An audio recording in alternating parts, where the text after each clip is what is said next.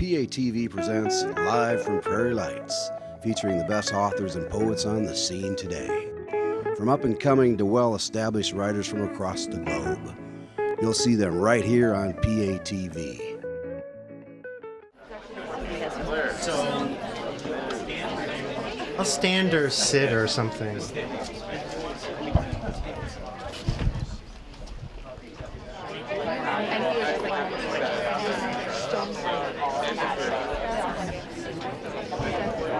Hi, welcome to Prairie Lights. This is a very special evening where we've got both John D'Agata, who lives here and teaches in the University of Iowa's nonfiction program, and Jim Fingal, who is a fact checker. And they are here to read from the book that they've done together called The Lifespan of a Fact. John D'Agata, a couple of years ago, published a book called About a Mountain, which is set in Las Vegas and is about a few things. It's about Yucca Mountain, and it's also about the suicide of a young man in Las Vegas named Levi Presley. He had an excerpt from this book published in McSweeney's, and Jim was the fact checker. John used many facts in this essay, as you will see when they discuss it tonight, and he feels very strongly that that the facts need not stand up to the checking, and for the sake of a deeper meaning in the essay. And we will get to hear them discuss this tonight. It's a highly controversial book, and it should be a very good discussion, and we hope that you'll all get involved in the questions. John D'Agata holds an MFA in poetry from the Iowa Writers Workshop and is also a graduate of the UI Nonfiction Writing Program, where he now teaches. His books include About a Mountain, Halls of Fame, and two edited collections, Lost Origins of the Essay and The Next American Essay. Jim Fingal worked for several years as a fact checker at The Believer and McSweeney's, where he worked on the titles What is the What by Dave Eggers, Surviving Justice, Voices from the Storm, and others. He currently lives in Cambridge, Massachusetts, where he designs software. And one of the most amazing things that you learn in this book is how intense and complicated a job fact-checking is. Please welcome John and Jim.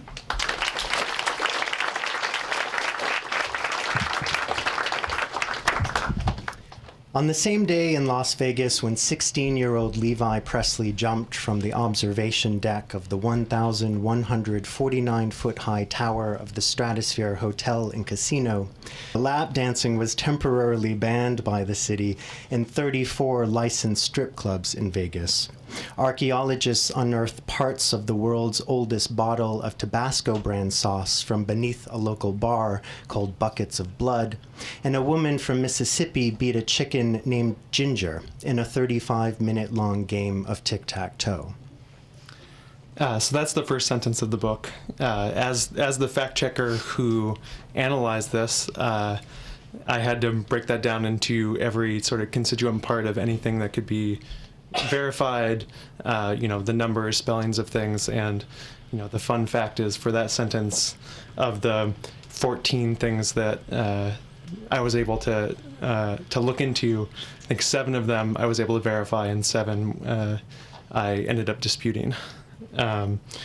In the book, you can see there's back and forth between John and I on some of these points. When I would check something, if I didn't immediately have it in the notes, I would send a query to John, and I think we're gonna read one of those from this first sentence. Hi, John. I'm Jim Fingal. I'm the intern who's been assigned to fact-check your article about Las Vegas, and I've discovered a small discrepancy between the number of strip clubs you're claiming there are in Las Vegas and the number that's given in your supporting documents. I'm new at this, so bear with me. I was hoping you could clarify how you determined that there are 34 strip clubs in the city while the source you're using says 31. Hi, Jim. I think there might be some sort of miscommunication because the article, as you call it, is fine. It shouldn't need a fact checker. I have taken some liberties in the essay here and there, but none of them are harmful. And I've actually been assuming that everyone was cool with what I turned in. I also gave the magazine all of my research so the folks there could see for themselves what I was up to when I took these liberties. So I'm not sure it's going to be worth your time to fact-check this. I've been open about all such discrepancies. I hear you, but I think it's just policy to fact-check all the nonfiction pieces the magazine publishes. I've also already made a trip out there to check up on a few things in the essay because my friend was getting married and I knew this assignment was coming up. But really, I think they just want to make sure all the facts in the piece add up, especially since there are a lot of them and your claims sometimes get a little inflammatory, in a good way, of course. So could you help me out with that number? All right. Well, from what I can remember, I got that number by counting up the number of strip clubs that were listed in the local Yellow Pages at the time of Levi's death. However, since that issue of the phone book was long gone by the time I started writing this, I found that porn article that I gave the magazine so that they could check up on my estimate. Thanks, John. Very helpful. Now, I guess that's where the discrepancy is because the number that's mentioned in the article is different from the number you are using in the piece. Oh, well, I guess that's because I think the rhythm of 34 works better in that sentence than the rhythm of 31. So I changed it. Ah, okay. Well, thanks for your time, John. I'll probably be checking back with you later on. And then for the rest of the book, I do check back with him. Another one for later in that first sentence. Hey, John, again. I was wondering if you can weigh in on this tic-tac-toe game with the chicken. It looked like it happened quite a bit after Levi Presley died, but also that the woman who won it wasn't really from Mississippi. I think she was a local resident. Does this matter? I realize that, but I need her to be from a place other than Las Vegas in order to underscore the transient nature of the city, that nearly everyone in Vegas is from someplace else. And since she did, in fact, originally come from Mississippi, I think the claim is fine as it is. What about the fact that this didn't occur on the day that Presley died? It's not accurate to say that it did.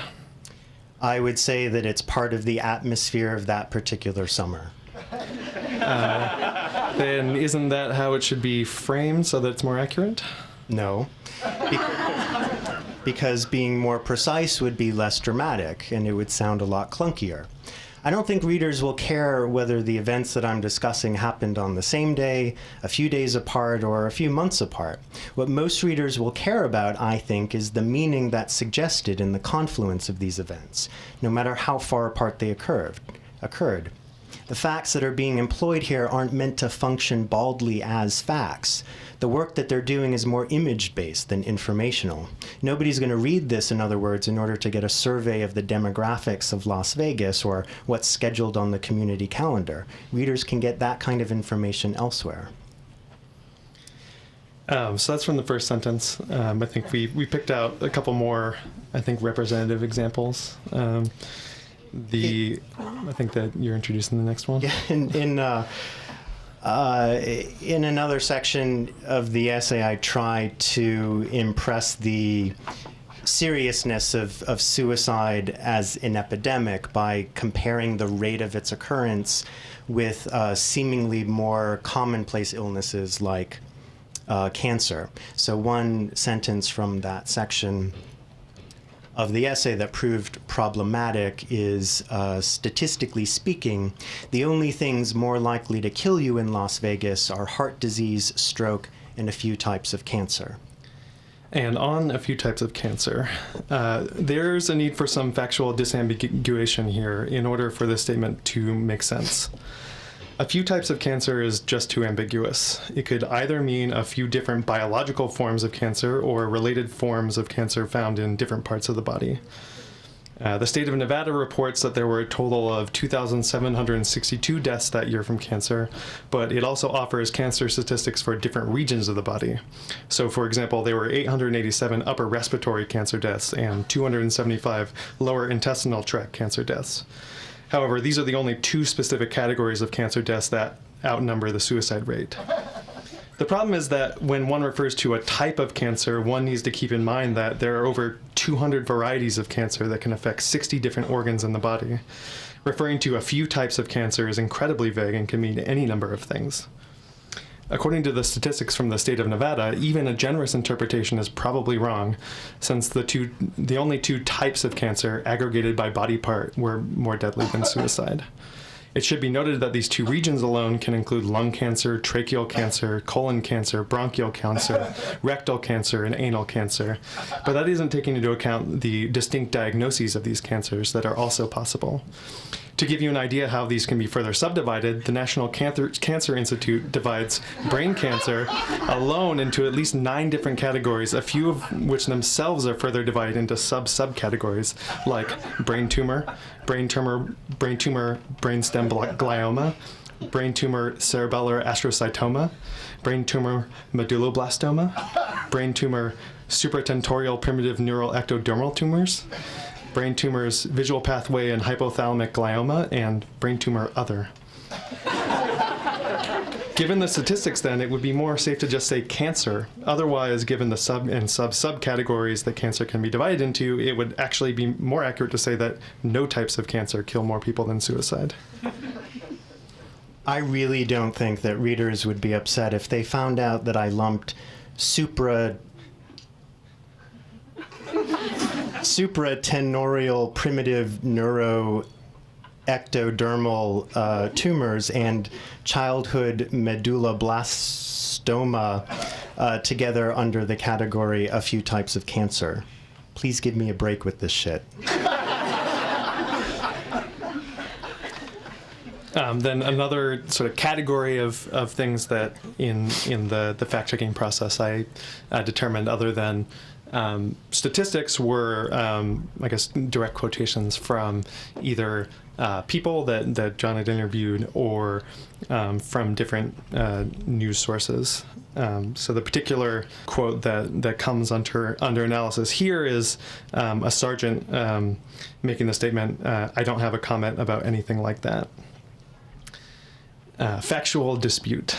The closest I can find to this quote is the following: "I just don't want to be a part of a story about a kid who jumped off the stratosphere." Same general idea, but John is still playing around with the guy's words.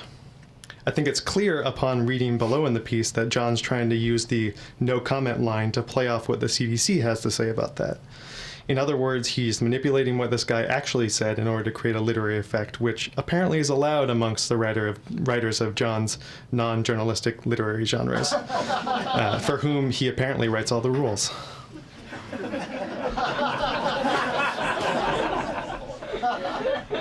I'm not sure how I can say this so that you understand, Jim, because it doesn't seem to be getting across to you. But one more time for the record. I am not a journalist. I'm an essayist. And this is a genre that has existed for a few thousand years. Ever heard of Cicero? So these rules that I'm working under are not mine, but rather were established by writers who recognized a difference between the hard research of journalism and the kind of inquiry of mind that characterizes the essay. An inquiry that's propelled by lots of different sources simultaneously, including science, religion, history, myth, politics, nature, and even the imagination. So there's a bit more freedom in assaying than there is in reportage. Since I have 5 more sections to go, maybe you could help me out, as I'm still a little foggy on the rules. Basically, it sounds like you're saying that an essayist can write things with arbitrary truth value and make quotations out of whole cloth that are attributed to real people who live in the real world. Is that right? And if so, isn't that what people call fiction? Have I changed the meaning of anything here, Jim? No, I've just streamlined the quote in order to help things move along a little better and to create a bit of resonance with neighboring paragraphs. It's what writers do. Okay, so now I understand. The rules are, there are no rules so long as you make it pretty. That's a pretty bullshit interpretation of what I just said. I thought you were the great defender of people's rights to interpret.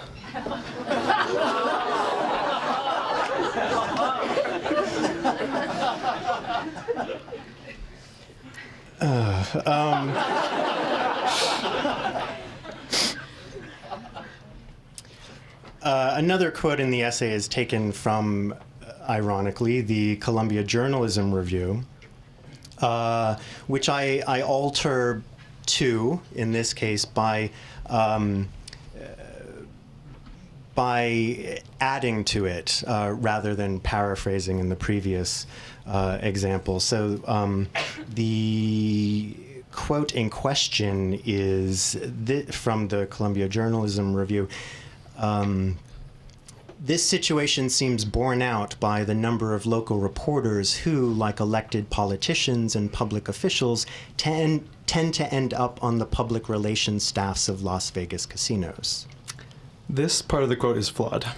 It should actually read, the judgment seems to be borne out by the number of local reporters who, like elected politicians and public officials, tend to end up on the public relations staffs of casinos. The whole article is about Las Vegas, so Las Vegas is implied in that sentence. However, since I'm using the sentence out of context, I wanted to make sure that the reader knew for sure that it was Las Vegas casinos that were being referred to, as opposed to just casinos in general. So I plugged in Las Vegas. John, that's what brackets are for. Tend to end up on the public relations staffs of Las Vegas casinos. I know that's what they're for, Jim. I went to high school, too. I just think brackets are ugly. You're misquoting it if you don't enclose Las Vegas in brackets. I'm not misquoting. No borderline intelligent person could read that sentence in its original context and not understand that the casinos being referred to are Las Vegas casinos. There's no manipulation occurring there whatsoever. It'll end up making your research techniques look sloppy, though. And I think that brackets will make the sentence look sloppy, so I guess we're at a standoff. So a lot of the stuff that I checked in the essay were sort of in the realms of facts and figures, so statistics, quotations, numbers from news articles, things that happened in the world. But other things that I came across were things that were more like, rumor or people's memories, or things that push the envelope of verifiability. So one of those, I'll read the section here now, is actually from one of John's memories. The sentence is, there was for a long time, when construction on it began, a rumor of an anomaly, and this is referring to the Stratosphere Tower. The rumor of an anomaly that locals called a kink, a bend in one of the tower's 3 800-foot-high legs, which the Stratosphere's contractor assured city residents was not a significant structural defect, but which, some months later, on an early desert morning, disappeared after it was spray-painted with styrofoam and painted. I can't find any evidence for this. John? The rumor about the Stratosphere kink is entirely anecdotal, which is why it's called a rumor. I took my first trip to Las Vegas in the summer of 1994, during which time the tower was still under construction. On a bus tour I took from Las Vegas to Hoover Dam, we sat briefly in traffic at the foot of the tower, and the bus driver, who doubled as our tour guide, told us that one of the 3 legs on the tower's tripod was crooked, and that because the sight of it so unnerved local residents, even though it was supposedly safe, the building's contractor filled in the leg's crooked angle with styrofoam. Do you have any documentation of that, like notes from your trip? You're asking me for evidence of a rumor? If you're saying that there was a rumor, I have to find out if there was, in fact, a rumor, even if I ignore the truth value of that rumor. Do you remember the name of the company that ran the tour? Are you serious? It would be pretty late in the game to start joking now. No, I don't remember the name of a tour company from more than 15 years ago. Sorry, readers are going to have to feel factually unfulfilled here. Then what about the notes that you took during the trip? In 1994, I was a sophomore in college studying Latin and Greek, not writing, and on vacation with my grandparents. We were going to Hoover Dam on a 1,000-hour-long bus trip through the desert without any air conditioning. No notes were being taken, Jim. So then the sort of back and forth continues a bit in the book. I continue to be exacting about about what I check. Eventually, John stops talking to me. And towards the end of the book, in the last chapter, we John re-engages, and we have a little bit of a blow-up over the name of a slot machine. The slot machine is about Press Your Luck, which is attributed to, is said it is not named after anything at all. It should be noted that Press Your Luck was a television game show that ran from 1983 to 1986, and so a slot machine named after it is hardly not named after anything, as John claims. The show has actually become something of a cult classic. So maybe this should be altered to acknowledge the slot machine's connection to the TV show, and that there's not anything at all. But again, I doubt John's going to be changing much of anything at this point. John, have you ever watched TV, or would that ruin your artistic sensibility? You've missed the point through this entire essay, Jim. Hey, a response. It really and truly does not matter that there was a short-running television show that could or could not have been the source for the name of the slot machine. The point I would like to state for the record is that there are, of course, hundreds of details that could be accurately or inaccurately reported about the scenery Levi passed in the last few minutes of his life, but all of it is tremendously trifling when you consider what's about to happen. I don't disagree that these facts are trifling, John. But don't you think that the gravity of the situation demands an accuracy that you're dismissing as incidental? This isn't just about the name of one slot machine. I mean, even if there was no inherent meaning in these details, you're giving them meaning by calling attention to them. You're writing what will become the de facto story of what happened to Levi, and so every detail you choose to do that with will become significant, because your account will be the one account anyone will ever likely to read about him. And that's why, to me, this is serious business, because the record you're creating now, however minor, will be regarded as the authoritative one, if only because there is no competing narrative anyone else is likely to read or write about this kid. You've said yourself that you're making art. Why not suck it up and do the work to get it right? It's not that I'm claiming there's no meaning in this flood of information, Jim, but rather that the more important thing to highlight here is the search for meaning.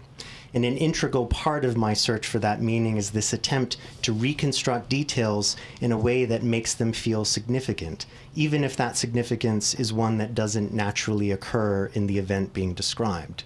And I know full well that by saying something like that, I will make a lot of people uncomfortable. But this is what I believe the job of the artist is. I'm seeking a truth here, but not necessarily accuracy. I think it's very misleading for us to continue pretending that nonfiction writers have a mystically different relationship with the truth than any other kind of writer, because we don't. What we do have, like every other artist, is a compulsion for meanings. And so just as any other artist would, we arrange things and we alter details and we influence interpretations as we pursue ideas. I know that most hardcore nonfiction writers won't agree with this, and that's fine. I know that I'm in the minority. Those who embrace the idea of nonfiction are very welcome to it, and I wish them every joy in the world in that pursuit, genuinely. But please don't hold me to parameters for making essays that I've had no say in establishing, that I wholly disagree with, and that I believe misrepresent the true purpose of this genre. An essay is an attempt, Jim, nothing else. And fundamentally, for centuries, that's all it's been. Even etymologically, essay means an attempt. And so as a writer of essays, my interpretation of that charge is that I try to take control of something before it is lost entirely to chaos. That's what I want to be held accountable for as a writer. It's how I want to be judged. I hear you, I really do, but I'm just having a visceral reaction to this, and I know it's making me sound like I'm not hip to the last 100 years of artistic experimentation, but I'm still uneasy with the ramifications of what you're saying. I'm with you in that I don't necessarily believe that a nonfiction essay has to strive for an objective account of an occurrence as its primary project, or that the writer is ethically obligated to secure the reality of an event in cultural memory.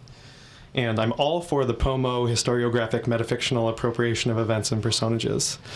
But there still seems to be something strange about doing this sort of thing with someone like Levi, who was just a teenager after all, just a kid in Las Vegas.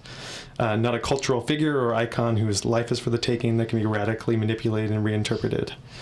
I mean, clearly it's not like you're defiling his grave by propagating these inaccuracies, but it's kind of like you're being dishonest about where that grave is. This isn't a profile about a boy's suicide and the particular inner demons that brought that death about. This essay is about an idea, and Levi represents that idea. Now, is it crass to call a dead boy whom I never knew an idea? Probably. But would it be better to call him a subject, a character? He's going to be used, or defiled, as you put it, the moment he's written about. So maybe the most ethically appropriate thing for me to have done is to have completely made up a suicide victim so that I could use him however I wished. But I have a feeling that we'd still be having this argument even if I'd done that. I don't know for certain whether it's right for an essay to do this kind of work, but what I believe is that unless the imagination can do this, then I don't know what it's for. What writing isn't fueled by the imagination? Would we even want to read a work of literature that wasn't engaged with the imagination? Great. So now if I have reservations about what you're doing, then I'm against imaginative writing? That's obviously not what I'm saying, John. I'm not saying that you need to have or even pretend to have some hallowed relationship to the truth in your writing, but it does seem like there's a line that you should be wary of crossing in a work you're calling nonfiction.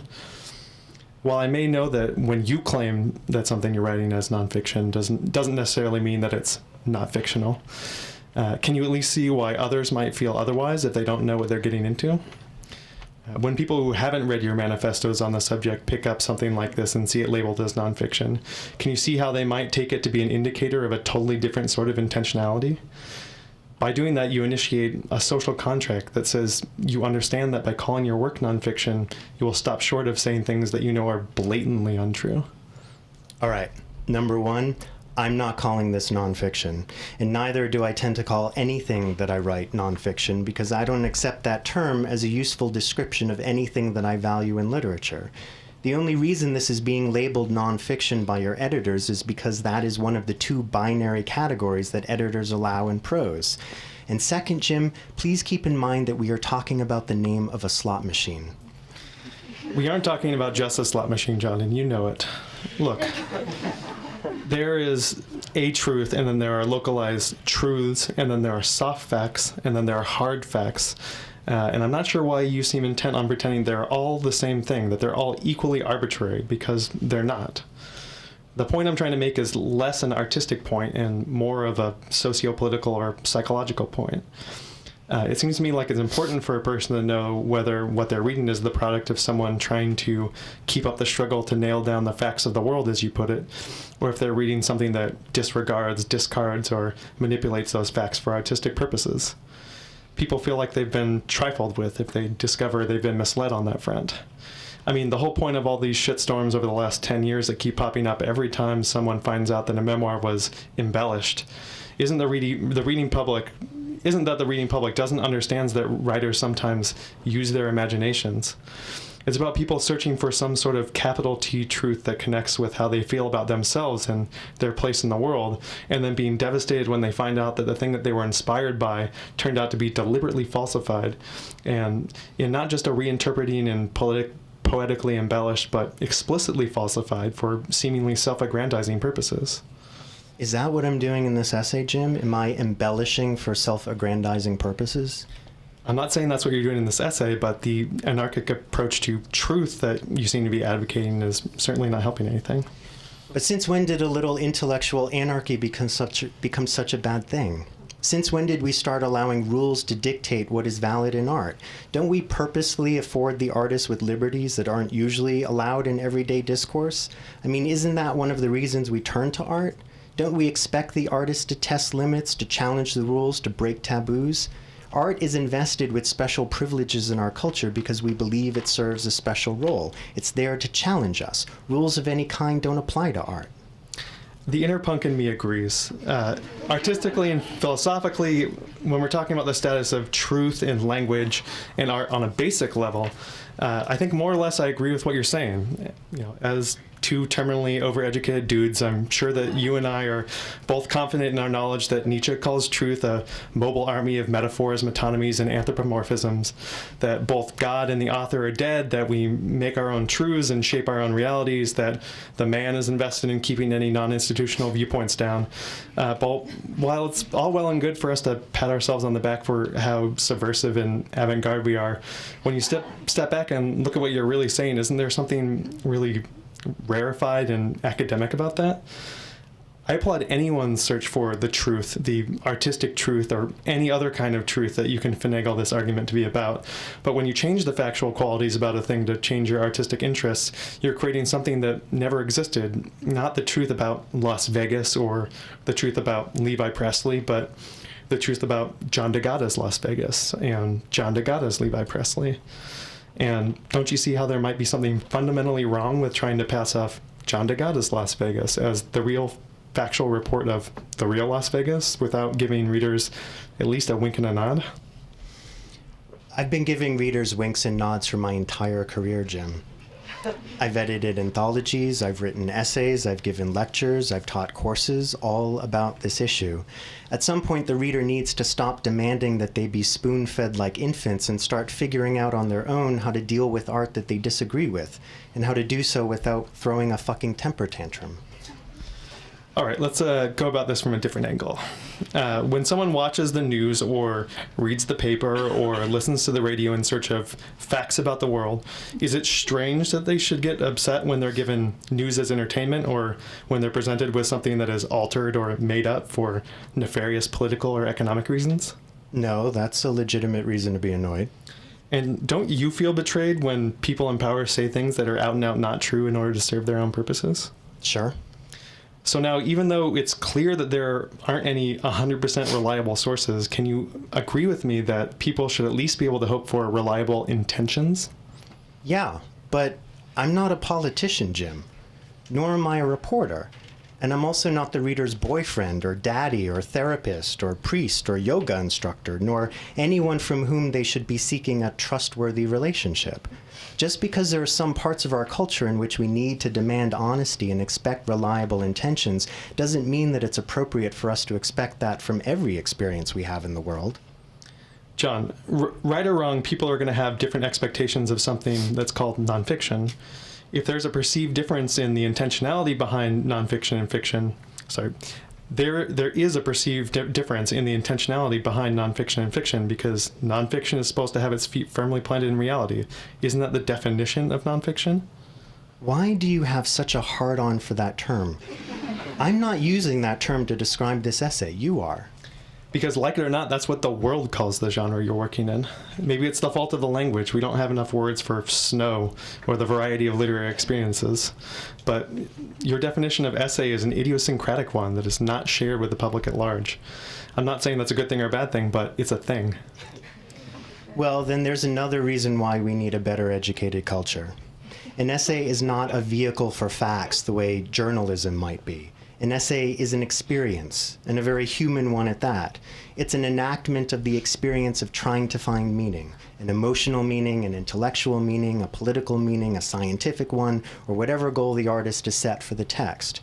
And indeed, if we dig down into the history of essays, we will find writers like Natalia Ginzburg and Mary McCarthy and George Orwell and Henry Thoreau and Charles Lamb and Thomas de Quincey and Daniel Defoe and Christine de Pizan and Say Shonagon and St. Augustine and Plutarch and Seneca and Cicero and Herodotus and dozens of other masters of this form who regularly altered facts in order to get a closer understanding of what they were experiencing.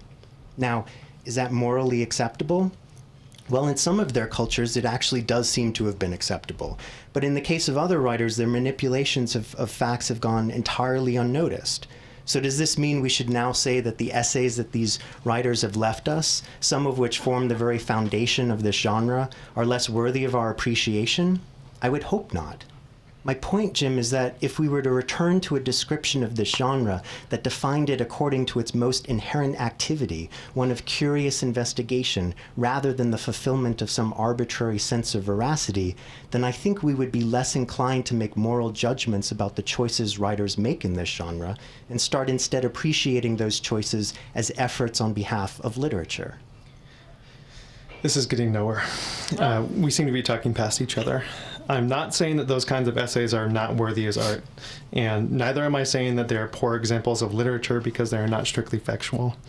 And I was never saying that they are morally reprobate because of that. What I'm saying is that looking at them from the point of view of a fact checker and strictly in terms of what's verifiable in them, they are not great examples of things that are not fictional. Fine. And thank you, because I doubt that they would want to be considered great examples of things that are not fictional. I don't want my stuff judged that way either. But I'm also saying that if they were presented to me as not fictional texts, I would feel misled by them. Fair enough. Fair enough. You would feel misled, sure. So that's it. Jim, you feel misled by my essay. I accept that. You feel that it's inappropriate for me to have done this. Well, I feel that it's a necessary part of my job to do this. That what I'm doing by taking these liberties is in fact making a better work of art, and thus a better and truer experience for the reader than I could have if I'd stuck to the facts. So, fine, we disagree. I'm okay with that. But I'm also not sure where else to go. We're going to end there.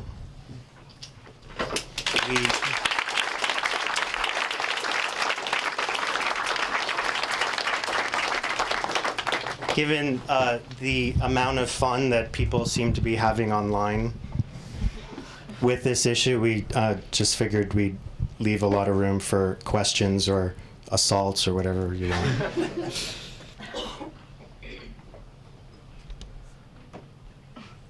Over here. For a member of the unsuspecting public who might not know the difference before we get into the work, how do we know what to expect before we begin? Or do we find that out as we proceed? I would say you find it out as you proceed. I would also say that that's one of the joys of art. It's one of the joys of engaging with art, which is to not exactly know what you're going to get. Or to, as I said toward the end there, to in fact feel by the end of the experience that you were misled, that you were lured into territory that ended up feeling uncomfortable or confusing or something. I think that that's the job of the artist, to challenge us and to help us find our way into a different place intellectually or a different place emotionally than we were in before we started engaging a text or a film or a piece of visual art or what have you. So, the argument that I've heard some arguments that this is fine with me as long as you tell me ahead of time that you're going to be doing this to me. And I say, well, there's no point in doing this if you're warned ahead of time of what the experience is that you're going to be having, I would say. That's why I repeatedly emphasize the idea of an experience in art. I don't know if I answered your question, or if you don't have to buy that, but did that at all seem clear? No. Well, the art part, yes. Huh. But the other part of the question, which perhaps I wasn't explicit enough, was if I'm reading this because I'm expecting a reporter's, I expect these facts to be accurate. Mm-hmm. And we have any number of Hollywood movies, for example, that tell us a true story, but we find out, they've made up stuff to put in that never happened. Mm-hmm. Or they tell us things that didn't happen. Well, omission, yeah, I can understand. Mm-hmm. But to say something to make the flow better, to make the artistry improve, mm-hmm. that did not happen, that's historically important to know. Mm-hmm. I have a problem with that. And I think it has a lot to do with our expectations. I think it's a giant issue. A lot of it has to do with the category of nonfiction, which is in some ways just a trash heap of everything that was left over after, God divvied up, poetry and fiction and drama, and then the rest of it, which would be this wall and that wall, it would be this floor, I think. This is all nonfiction. Even though I would say I belong on the first floor. That's a snobby thing to say. That was supposed to be a joke. Nobody. What did? I was assuming we knew the layout of our Prairie Lights. And so the problem with the term is that we expect, because everything is lumped under that label, we expect the same thing from a medical history or a political analysis as we would from a memoir. When I am reading, I don't read that many medical histories, but if I were to read a medical history, I would want, or a history book, I would be in that book and I'd be engaging with that book probably for information, maybe a story, but mostly because I enjoy history, I want the information. When I'm in a memoir, I really don't care if the writer needed to change the kind of pie that Aunt B was known for baking from apple to rhubarb, because a couple pages later, the resonance of rhubarb was going to give me a better experience than the resonance of apple pie. And I think that may not be the best example, but I think that judging both sorts of books is a problem. And I don't mean to disregard your question by saying, well, it all comes down to this category. It's not as simple as that. But that is the initial problem. The other problem, though, is that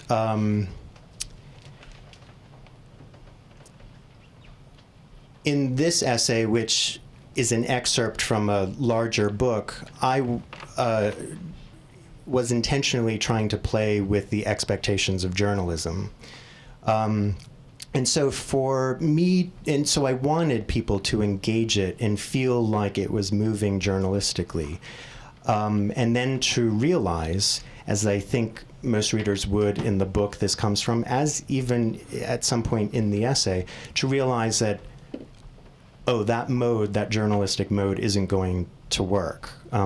We need another way of moving through this information in order to get what we want to get out of it.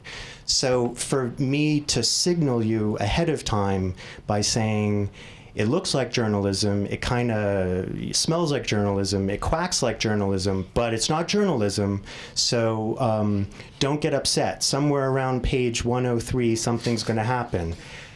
I could imagine, maybe that should have been the subtitle. Looks like journalism, smells like journalism, quacks like it, but ain't it.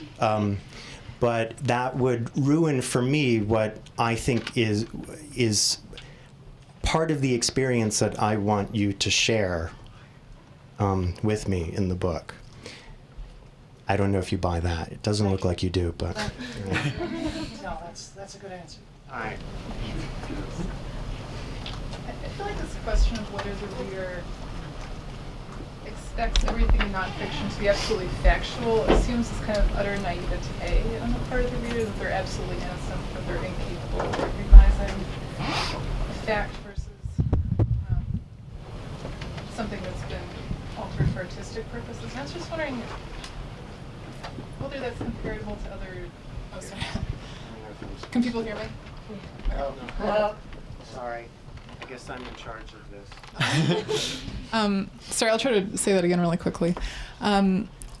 It seems like when you're positing a reader who believes every single fact or assumes that they should take everything as fact, you're positing this sort of idealistically imaginary naive reader, which seems a bit practically insulting. But I was wondering if there are other genres in which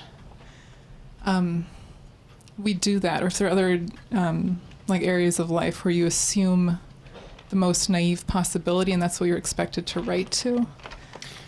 Well, I guess, to answer this from the fact checker's perspective, at least in terms of what the fact checker is supposed to be doing, like you sort of disregard like what category the source material is in, and you are sort of thank you. Whether or not the writer was writing from this perspective, you need to evaluate it from the point of view of every word in it must be true. Yeah.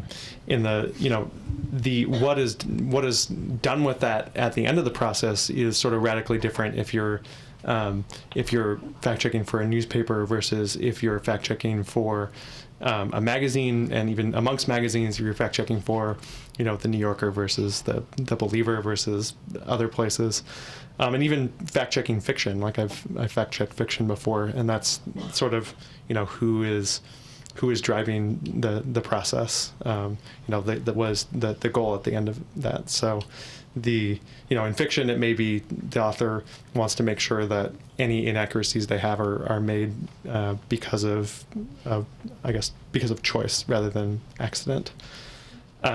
So I guess it's my job as a fact checker to imagine a naive reader. I guess I would posit that, like, the New York Times imagines that someone receives their work of journalism as if it's something that is reputable and has been checked and is true, even though people are sort of want to be skeptical about that.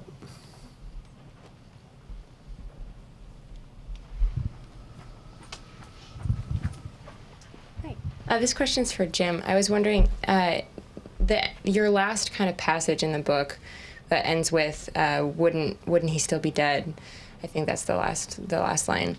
It almost seems as if you're kind of conforming to the argument, to John's side of the argument in a certain capacity. Is that a fair reading, or? I don't think John won. I guess I would say the sort of the end of the book, as you might have been able to tell, parts of the book were sort of either what John or I were saying are dramatized to some bit. I think that at least for me, my reading and my reading of the end of the book is less one of capitulation and more, I guess a performance of something that actually happened to me during the fact-checking process, which is discovering these inconsistencies with things that were supposed to be like really the most like rock solid bits that I had to go on. So like the coroner's report and the police report and the testimony of Levi's parents like hours after his death, and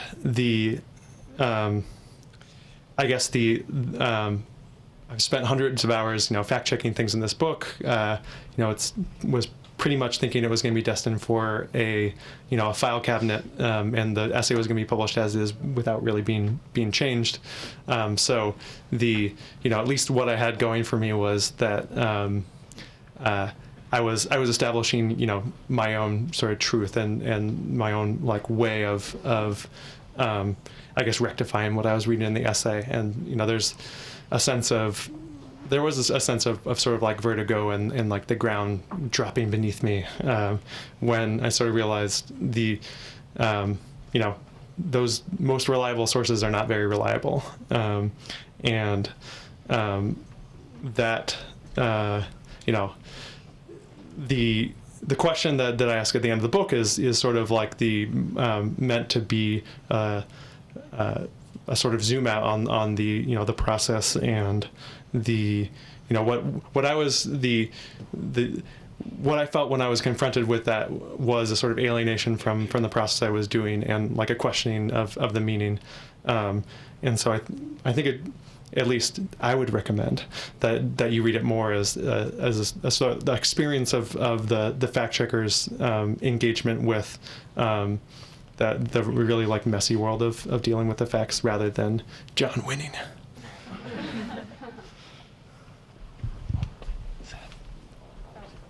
I'm getting to ask. Okay, so this is a question for John.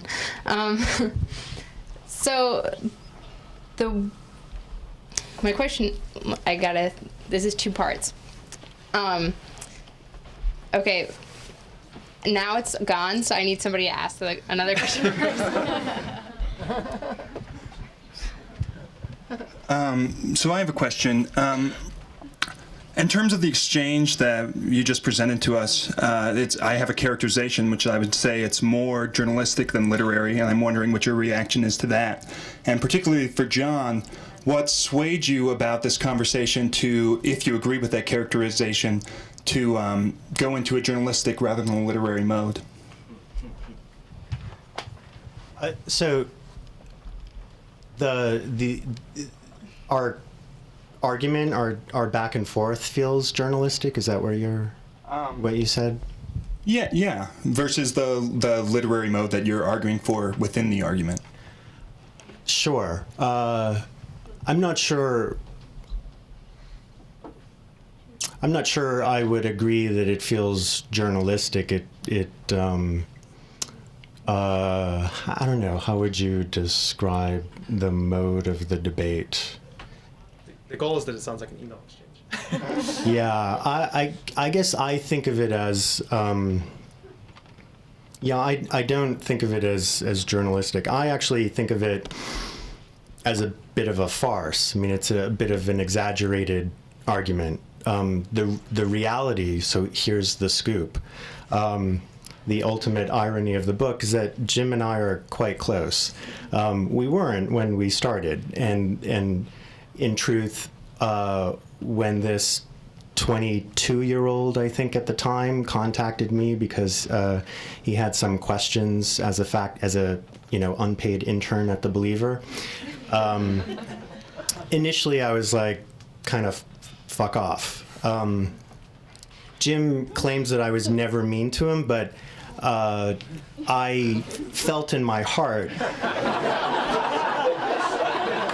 I felt anger toward him in my heart. He claims I never really expressed it. So, I mean, this is a roundabout way of answering what you asked. So initially, I didn't know him when he contacted me, and I didn't like having to do this process. After a few months, Jim handed in an initial draft of his report. He had to give a report of the inaccuracies to the editor I was working with at the magazine, and I got a copy of the report too. The initial essay, the manuscript, was 20-something pages. The report that Jim handed in that detailed everything that I got wrong in the essay, that report was over 100 pages, detailing, in many cases, multiple inaccuracies. I think, as the editor put it in her email to me at the time she got the report, multiple inaccuracies in every single sentence of the essay. So when I got that report, I was angry. I was embarrassed. I was frustrated because I knew what was coming, or what I was in for.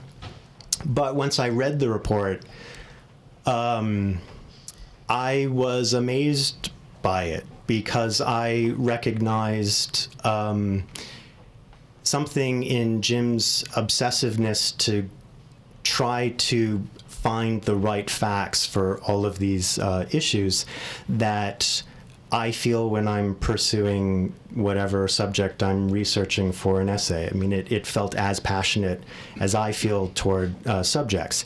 His obsession was in getting the facts right, and felt as obsessive as my indifference in this essay toward, the facts. So it was pretty, Jim would have to, I don't remember the plot line, but it was pretty soon after getting that document that I contacted Jim and said, we should do something with this because I think this is a pretty amazing document and it raises a lot of issues. But what we also, I think, realized is that no one, once we thought this should be a book as opposed to some document we send to an editor that no one else will see, once we had in mind the idea of an audience, I think we realized that no one really was going to be interested in a somber discussion by two relatively mild-mannered guys on the issue of veracity in nonfiction. So while we had been having this debate, it's certainly dramatized a lot more in the book. So in that regard, I would say it's entirely in the spirit of my point of view, which is, giving the reader a good experience.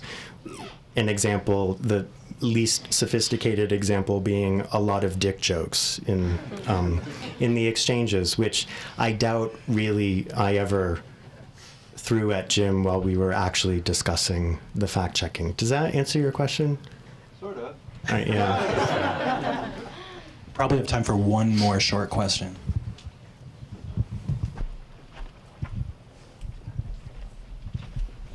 Thanks. So I tend to believe that usually the gravity of the situation should kind of influence the level of accuracy that I should, strive for as far as facts. But I mostly do anthropological research, and many times it's sort of difficult to tell what sort of detail is going to be important and what's not going to be. And then in the context of your example of Las Vegas about the 31 strip clubs or whatever they were, it seemed to me that there was no focus on trying to fact check the source, or at least most of Jim's, focus was on the fact that the 31 was not what John was saying, whereas there was no effort in checking the 31, I guess I'm sort of, because I tend to think, fact checking sources is sort of what controls for this problem of not having this recurrence of, not so factual materials. But so why is it that, you were not worried about the factualness of the source?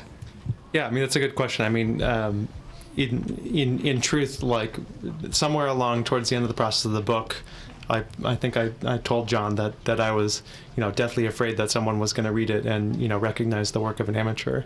But I mean, I think it's again, I think it goes to what is the purpose of what is what the fact checking is going to, and I think probably for something that is going to be published in a magazine, that's probably how there's a different I guess threshold of how deeply something needs to be verified than a history or an anthropological study.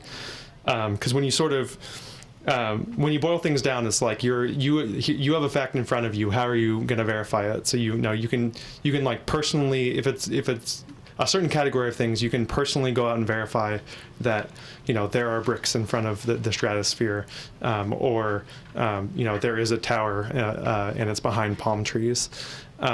Or you can personally verify that this is an accurate quote from a book. But other than that, I mean, as you say, like it all boils down to sources, and the things that you're verifying come from one or many sources who themselves came about with this fact through their own process of investigation, and they're expressing it mediated through language, which is not a perfect description of things. And those sources might have other sources, and those sources further sources. So how deep the fact-checking activity goes, I think it depends on how sturdy that like network of trust goes. And I think for the purposes of my verification in this essay, I was basically told from the get-go is like, it was framed as if like we're going to publish this, so just make sure that there are references, make sure that at least the source material that's being drawn from, there's some source for it. So that was the threshold in which I sort of established as my baseline for going out about the fact check, which is not the baseline for if you really wanted to if this were actually like a history book, for example.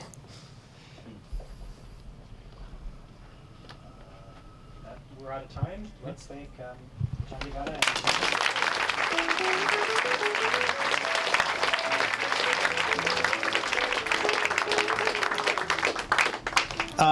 This is Jim's first book, and this was also Jim's first reading. So